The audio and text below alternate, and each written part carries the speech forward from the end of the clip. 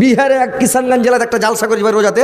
আমার দেখবেন ইউটিউব খুলবেন আর দেখবেন, যদি আমার চ্যানেলটা দেখবেন মানে নাম বলবেন মাওলানা হজরত আলী অফিসিয়াল, আর দেখবেন যে আমি বসে আছি আর পাঁচজনের লোটা বাদনা গিলাস খোরা বাটি সব ছাপা আছে, আর দেখবেন যে ছাপা আছে ওটাকে ক্লিক করবেন, দেখবেন যে কিষানগঞ্জ সামদাহা গ্রাম, দেখবেন ওরা কাঁসার থালি, কাঁসার বাদনা, কাঁসার কচুন, কাঁসার বাটি, কাঁসার সব দান করে সব একেবারে বস্তার বস্তা দান করে দেবে এলো। জান্নাত লেওয়ার লেগেছে ভাই, খালি মরলে ওরা জান্নাতে চলে যাবে।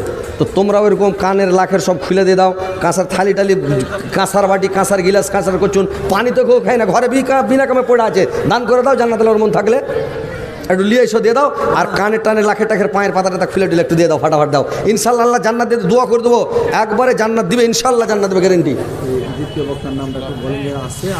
আপনারা পালায়েন না, যেটা প্রধান বক্তা ইস্তাহারে দেখেছেন আপনারা, আসামের বক্তা মান্নাওয়ার হোসেন সাহেব, উনি চলে আসছেন, ইনশাল্লাহ ওর মুখ থেকে শুনবেন, বুঝতে পারলেন তো?